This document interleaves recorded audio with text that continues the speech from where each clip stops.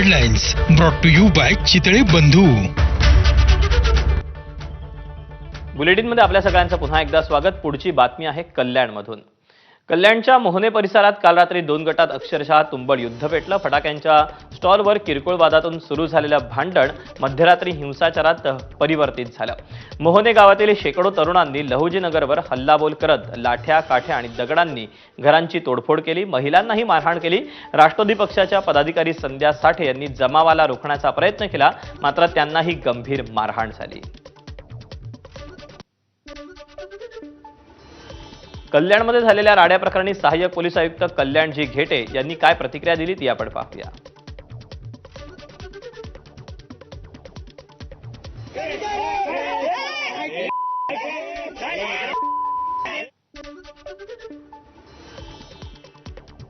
दरम्यान ज्या महिलेला मारहाण करण्यात आली त्यांनी काय प्रतिक्रिया दिली तीही पाहूया.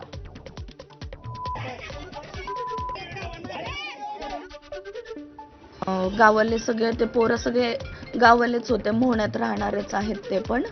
आणि ते सगळे घरं वगैरे फोडायला लागलो. बाहेर आलो तर आम्ही विचारलं काय झालंय, घरं का फोडायला लागलात. आमच्या पण घरावर दगड वगैरे फोडले. आमची खिडकी फुटली आहे, खिडकी फुटून घराच्या आतमध्ये दगड आली आहेत, भांडे फोडले, TV फोडलाय.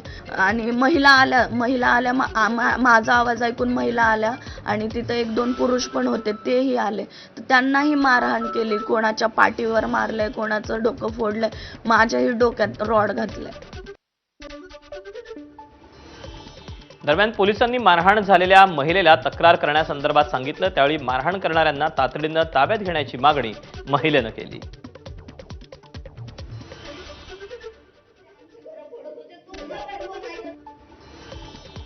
कल्याणमधील राड्यासंदर्भात प्रत्यक्षदर्शींनी एबीपी माझाला काय प्रतिक्रिया दिली ती पाहूया.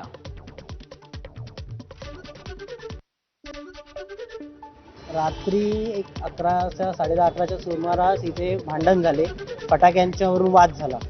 त्या वादामध्ये त्या लोकांनी आमच्या इथल्या ज्या महिला होत्या गावातल्या, ते फटाक्याचं दुकान आहे त्यांचं, त्यांना मारहाण झाली. त्या ठिकाणी आमच्या इथल्या 2 मुलांचे मोबाईल हिसकावण्यात आले, त्यांची चेनसुद्धा हिसकावण्यात आली. वस्तीतला जो जमाव आहे तो मोठ्या प्रमाणात त्या ठिकाणी येऊन दगडफेक व मारामारी झाली. हा जमाव रामवाडी नावाचा एक एरिया आहे जिथे ते लोक राहतात, तिकडे गेला. त्यानंतर आमच्या गावातली मुलं जाब विचारायला या ठिकाणी आले आणि मग त्या समोरील बाजूने दगडफेक सुरुवात झाली. तर काही दगड आमच्या आजूबाजूने सुद्धा गेले, आम्ही वाचलो त्यातून सुद्धा. मोहने पोलीस चौकीच्या आवारात एबीपी माझानं गावगुंड अशी बातमी का दाखवली असा सवाल करत प्रतिनिधी सुरेश काटे यांच्या अंगावर धावून येत बाहेर आल्यावर तुला दाखवतो अशी धमकी दिली.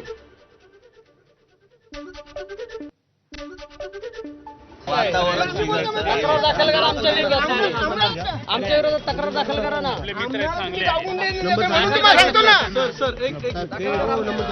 सुद्धा धंदे करतात, गाईचा बैल सुद्धा. हो, तू देतो का? देऊ का?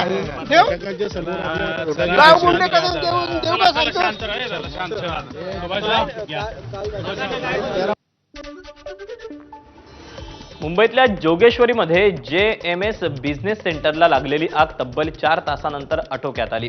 धक्कादायक गोष्ट म्हणजे इमारतीला OC नसतानाही गोदाम आणि दुकानं सुरू असल्याची माहिती समोर आली. पालिकेच्या दुर्लक्षामुळे आगीची घटना घडल्याचा आरोप स्थानिकांनी केला. दरम्यान 17 जण यामध्ये जखमी झाले. जखमींवर जोगेश्वरीच्या ट्रॉमा केअर रुग्णालयात उपचार सुरू आहेत.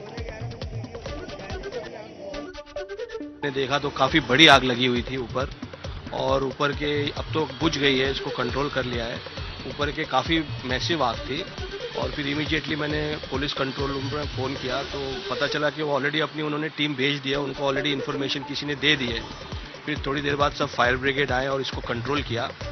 और काफ़ी बढ़ सकती थी क्योंकि नीचे भी काफ़ी घर हैं इस बिल्डिंग के और उस तरफ भी काफ़ी बिल्डिंग है. और ये मेन रोड पे ये बिल्डिंग है, बैराम बाग के मेन रोड पे बिल्डिंग है और बड़ा हादसा होने से बच गया. अभी अंदर कितनी कैजुअलिटी हुई है वो थोड़ी देर बाद पता चलेगा.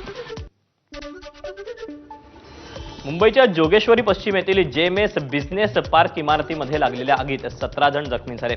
जोगेश्वरी ट्रॉमा केअर रुग्णालयात जात खासदार रवींद्र वायकरांनी जखमींची भेट घेऊन आगीबद्दलची माहिती दिली. यावेळी खासदार वायकरांनी डॉक्टरांना सूचनाही केल्या. मुंबईच्या जोगेश्वरीत लागलेल्या आगीनंतर मनसे आक्रमक झाली. जेएमएस बिझनेस पार्क इमारतीला ओसी नसताना विकासकांनी काही दुकानं विकली तर काही गाळे भाड्यानं दिले होते. यामध्ये पालिका अधिकाऱ्यांनी दुर्लक्ष केल्यामुळे ही घटना घडल्याचा आरोप मनसेनं केला. धुळ्याच्या शिरपूर शहरात भेसळयुक्त दुधाचा एक व्हिडिओ समोर आला. शिरपूर शहरातील एका दूध विक्रेत्यानं खरेदी केलेलं दूध काही तासात खराब झालं. एवढंच नाही तर हे दूध उकळल्यानंतर अक्षरशः त्याचा रबर झाला. दरम्यान संबंधित दूध विक्रेत्यावर कारवाईची मागणी करण्यात येते. या घटनेमुळे बाजारात विक्री होणाऱ्या दुधाच्या गुणवत्तेबद्दल गंभीर प्रश्न उपस्थित झाला आहे.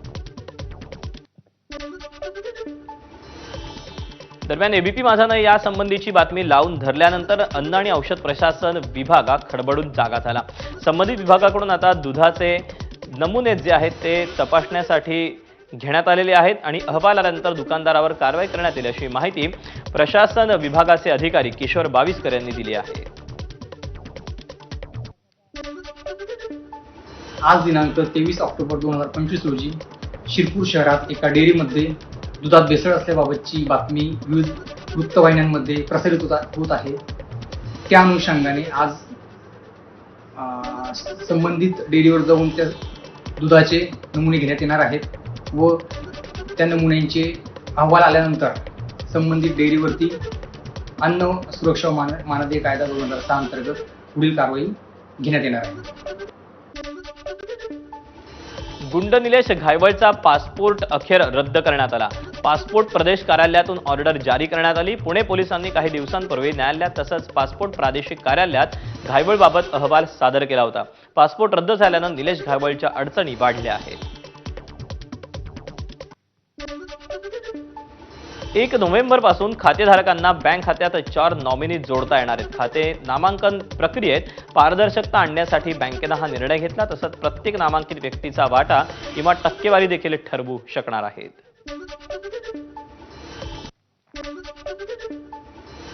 रत्नागिरी जिल्ह्याला 25 ऑक्टोबरपर्यंत वादळी वाऱ्याचा इशारा हवामान खात्याकडून देण्यात आला. बंगालच्या उपसागरात कमी दाबाचा पट्टा सक्रिय झाल्यानं पावसाचा इशारा देण्यात आला. मात्र गेले 2 दिवस पडत असलेल्या पावसामुळे शेतकऱ्यांची चिंता वाढली आहे.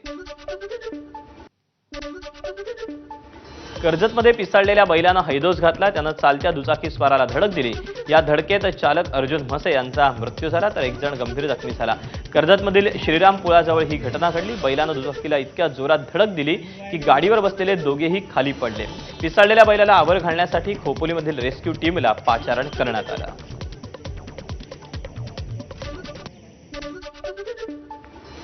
बारामतीमध्ये सुरू असलेल्या मॅकडॉनल्ड आउटलेटला खुद्द शरद पवारांनी भेट दिली. इरा पवार यांनी बारामतीमध्ये मॅकडॉनल्ड आउटलेट सुरू केलं. दरम्यान इरा पवार यांच्या मॅकडॉनल्ड आउटलेटच्या उद्घाटनाला पवार कुटुंबीय एकत्र जमले होते. अशातच या उद्घाटन सोहळ्याला राष्ट्रवादी शरदचंद्र पवार पक्षाचे सर्वेसर्वा शरद पवार हे देखील हजर असल्याचं बघायला मिळालं. राष्ट्रवादीच्या खासदार सुप्रिया सुळेंनी देखील इरा पवार यांना शुभेच्छा देणारं ट्विट पोस्ट केलं. या उद्घाटन सोहळ्याला प्रतिभा पवार, सुप्रिया सुळे, युगेंद्र पवार असा सारा गोतावळा जमला होता. इरा पवार या शरद पवारांचे बंधू आप्पासाहेब पवार यांच्या नात आणि रोहित पवार यांच्या चुलत भगिनी आहेत.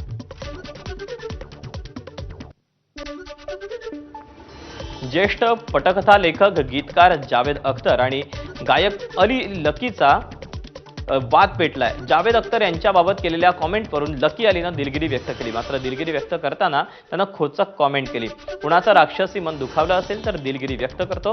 राक्षसांनाही भावना असतात असं लकी अलीनं म्हटलंय. एका कार्यक्रमात बोलताना जावेद अख्तर यांनी हिंदूंनी मुस्लिमांसारखं होऊ नये असं म्हटलं होतं. त्यावरून लकी अलीनं जावेद अख्तरांसारखं होऊ नका, तो कधीच ओरिजिनल नव्हता असं म्हणत पुढे शिवराळ भाषा वापरली होती.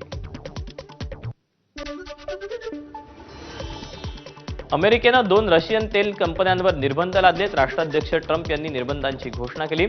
रोजनेफ्ट आणि लुकोइल या तेल कंपन्यांवर निर्बंध लादण्यात आले. युद्ध रोखण्यासाठी आर्थिक निर्बंध लादण्यात आलेत. या कंपन्यांच्या अमेरिकेतील मालमत्ता गोठवण्यात आलेल्या असून आर्थिक व्यवहार देखील रोखण्यात आलेले आहेत. छठपूजेसाठी उत्तर प्रदेशमध्ये जाणाऱ्यांची मोठी गर्दी रेल्वे स्थानकांवर पाहायला मिळाली. अनेक ठिकाणी प्लॅटफॉर्म खचाखच भरलेत. ट्रेनमध्ये जनरल डब्यात चढण्यासाठी प्रवासी मोठी कसरत करतायत. छठपूजेला जाणाऱ्यांसाठी विशेष ट्रेन सोडण्यात आल्या.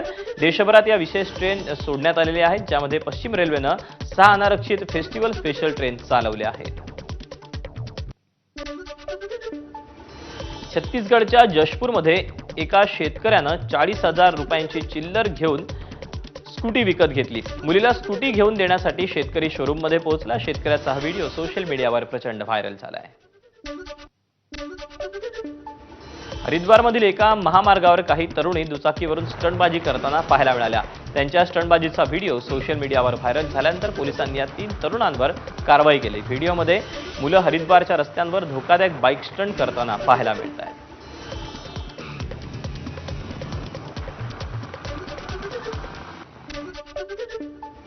हरिद्वारच्या रोशनाबाद परिसरात नागरी वस्तीत हत्ती शिरला. स्थानिकांकडून वनविभागाला पाचारण करण्यात आलं. हत्तीकडून पिकांचं आणि झाडांचं नुकसान केलं जात आहे. वनविभागाच्या टीमकडून हत्तीला जंगलाच्या दिशेनं पाठवण्यात आलं.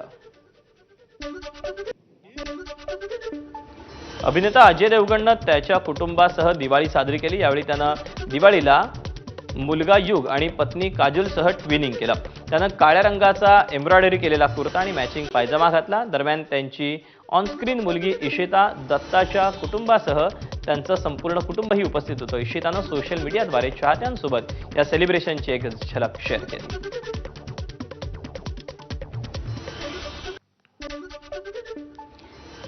बातमी परभणीतून. परभणीत फटाके वाजवणाऱ्यावरून 2 गटात वाद झालाय. परभणीच्या